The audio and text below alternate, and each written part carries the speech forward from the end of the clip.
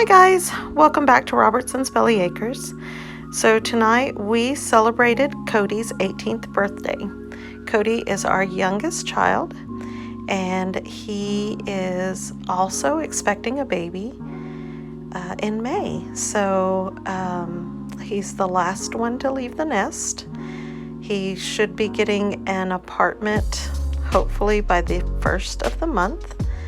And we are over the moon excited for him and Gracie as they start their life together. So tonight,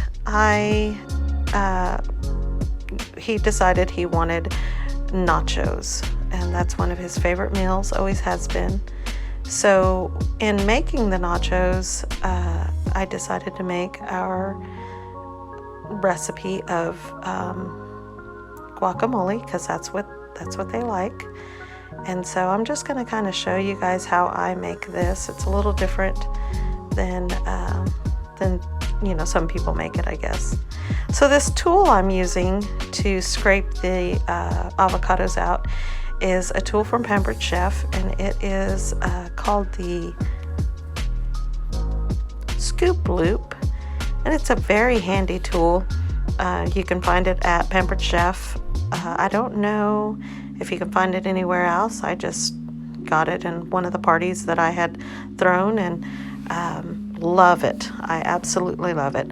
So what I normally do is I'll score all of the avocados, and then I use the scoop loop to dig it out of there.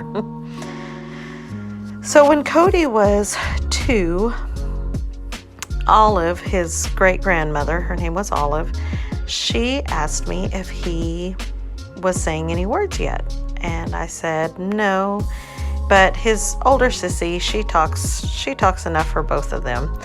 Now this is very true for Allie. Allie is our oldest. She was very social and she spoke a lot. She just talked nonstop. And so I just always assumed that, she just kind of spoke for him, so he never had to learn, how to speak.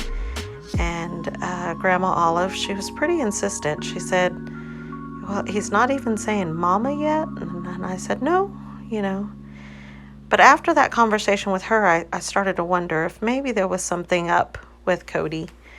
So we decided to take him and have him tested. So we called around and they said, well, there's lots of things we can test. We can test his hearing for one thing. I started paying attention to Cody and, oops, look at that. I forgot to score that one. So there's how I score those avocados. I started to talk to Cody, or I started to, really pay attention to Cody. And he wouldn't even open his mouth when he spoke, when he made noises. He just kind of hummed. He'd,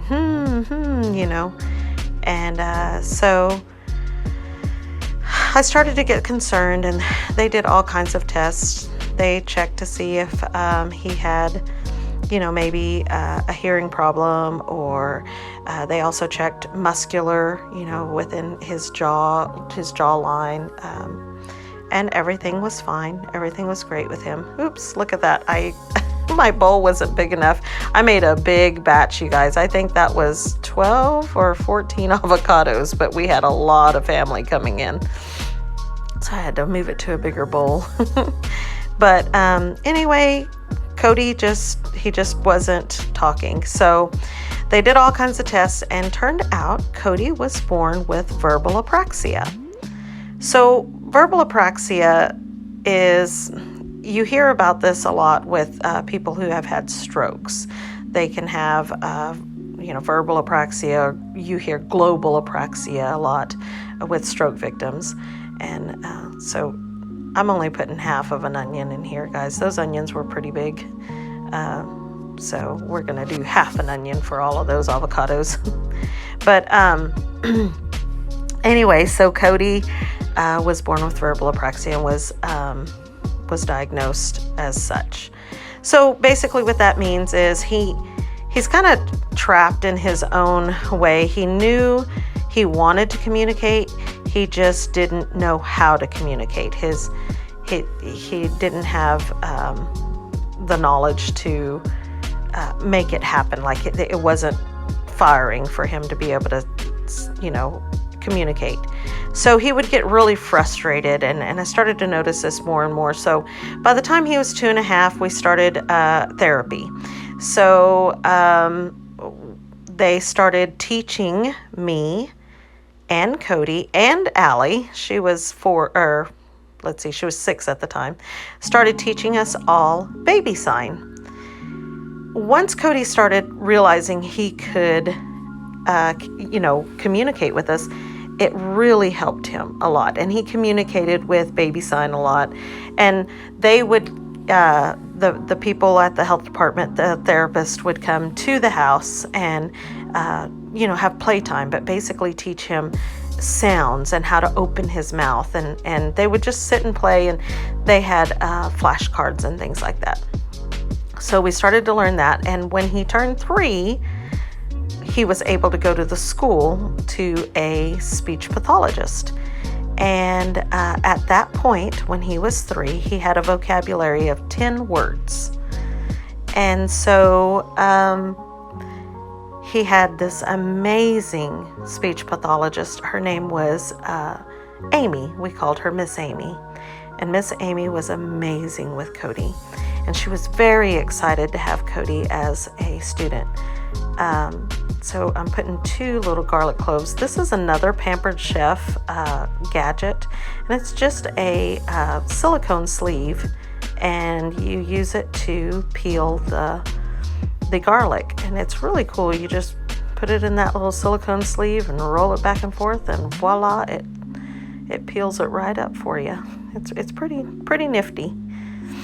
And then I'm going to use another Pampered Chef gadget here for the garlic.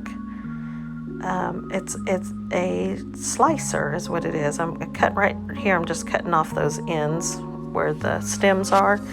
And then this is just a garlic slicer. So you just throw the little cloves in, put that in, and then you twist it, and it slices the garlic for you. It just makes little garlic flakes. It's pretty neat. But here I'm going to realize, you know what, I don't want that big of chunks of garlic in my guac, because I don't want people to, get a big huge bite of garlic. So I pulled them all out and then went ahead and diced them, but it still made it a lot easier to dice once they were cut into those little slices. And this is the only drawback I see of it so far, is sometimes those little slices get caught in the little gadget there. So Cody, Miss Amy was excited to have him. He was only the second person she had ever worked with that had verbal apraxia, and he was the first person that she had worked with that she was the lead. And so she was very excited to have Cody and to work with him and to see his progress. And Cody progressed very fast. Now, the only thing that Cody had going for him the only drawbacks that he had after going through the therapy with Miss Amy was he couldn't say his R's. So that's a pretty common speech impediment for a child, as maybe you can't say your R's or your L's. Oh, this is Amos. He came to show me a video while I was dicing up these tomatoes. I'm going to put quite a bit of tomatoes in this guac just because I have a lot of avocados. So yes, I can multitask. I'm watching the video and dicing up tomatoes. So, but he had that little speech impediment, and he went through some stuff, like kids do, growing up, not being able to say R's, or I think he could say L's okay, but he had to have speech therapy until his 9th grade year. He saw a speech pathologist. Unfortunately, we did move And he had to change speech pathologists when he was in 4th grade. And so he had to leave Miss Amy behind. And she was so sad to see him go because they had formed such an amazing relationship by the time we left, because she had been seeing him since he was 3. But Cody has overcome so much in that. He's doing great now. He doesn't have a speech impediment at all now. There's not even really a delay. When he was younger, we were concerned that there would be a delay in his speech. But now he can, the only thing is if he gets really excited, he might not really stutter, but, kind of stumble through his words a little bit. But really, for the most part, that you can't even tell that he didn't start speaking until he was 4. I mean, really start speaking. So, Cody also has debilitating migraines that are stress-induced and heat-induced. So he is an amazing athlete, amazing. He had a lot of promise very, very young in Little League and everything. Coaches were always, I think one of the coaches even compared him. He said, I watched his feet and I said, that's Barry Sanders. That's Barry Sanders' feet right there. Cody is he's very good at determining where the ball is going to be, like just kind of predicting things in basketball and football. And even he did a little bit of Little League baseball too. And he was always very good at sports. But because of his migraines, he kind of had to take a step back from all of that. But Cody has overcome a lot, and I'm just really proud of the person he's become. He's working, has been working, since he was old enough to work, and even before that, he's always been one of those kids that helps out as much as he can. And I'm not saying it's all roses. Come on, he's a typical teenager. We have our ups and downs, and we've had a lot of ups and downs like many teenagers do, but I just feel like Cody's life is really on track now, and I'm really excited for him. I'm excited for him to be a daddy. I know it's early and he's really young to be a dad, but it's kind of like Rusty and I talked about. Apparently this was his path for or God's path for him. Maybe not what we expected, or what we had planned. But hey, God has a plan for everybody. And Noah will be here, his son will be here in May, or is expected to be here in May, unless he ends up, hanging on a little bit longer or getting here a little early. I ran out of room on my cutting board here, so I had to go old school and dice up those tomatoes in my hand. But, so that's just kind of, who Cody is. And, I'm really proud of who he is and who he has become.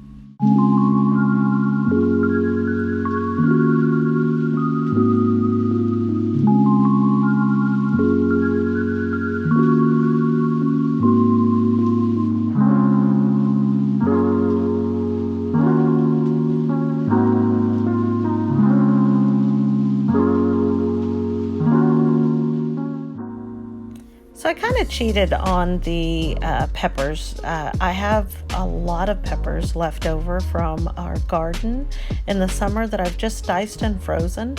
These were serranos. I didn't put the jalapenos in there. I decided on serranos just because they are a little bit more spicy, and I knew that we wanted it, with all those avocados, we were going to definitely wanted some spice in there. It makes it nice having the peppers already diced. I'm really glad that we decided to do that when we went to freeze the peppers, is go ahead and get them diced, because anytime I'm making any kind of salsas or anything, I can just get them right out of the freezer and thaw them out and put them in. So now I've got these limes, and I didn't show this on the video, but a little trick to getting the limes juicy.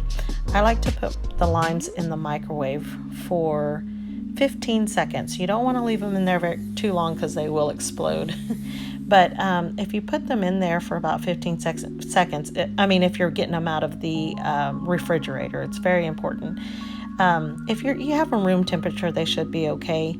But then you roll them like I did a while ago, and it breaks up those membranes in there, and it gives you a little bit more juice. So you can see here where I'm putting them in the juicer.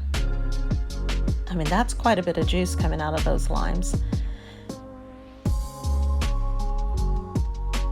Trying to get that back out. There we go. So let's say you don't have one of these juicers.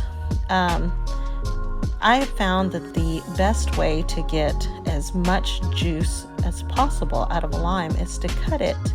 So you're going to hold it in a vertical position where the stem is, the stem and the tip is up and down. And then you're just going to go in and you're going to cut on all four sides. And that gives you the smaller pieces, which makes it easier for you to handle. Plus, it lets you squeeze every last little bit out. And this is what I found to maximize the amount of juice you get out of a lime. And then you take that center piece and you're going to end up with little chunks of lime in there, which is okay too, especially in a salsa or a guac.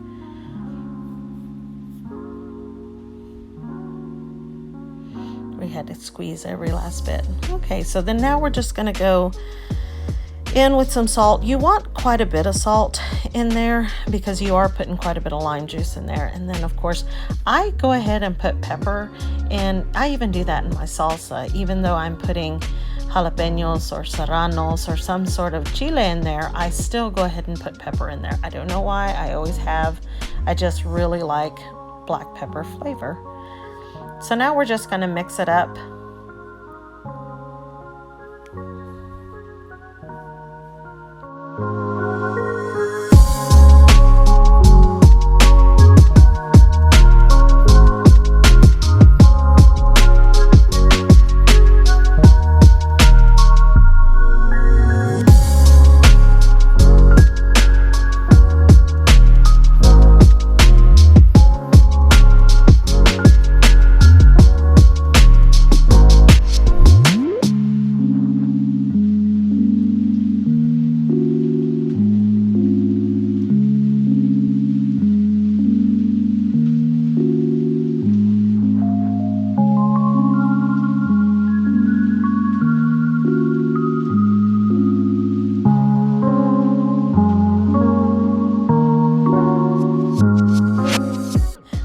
A quick taste test, I realized there was not enough lime, and I should have known that just because there were so many avocados in there.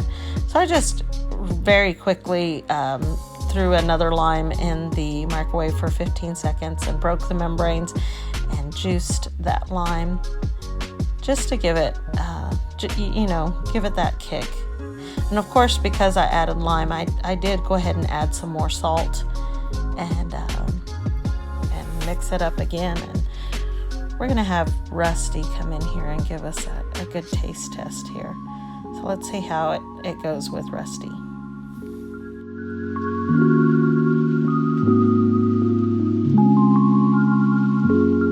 Happy birthday. I hope you like our videos. If you do, please hit the like button. Subscribe if you haven't. Share with your friends. Smash that bell.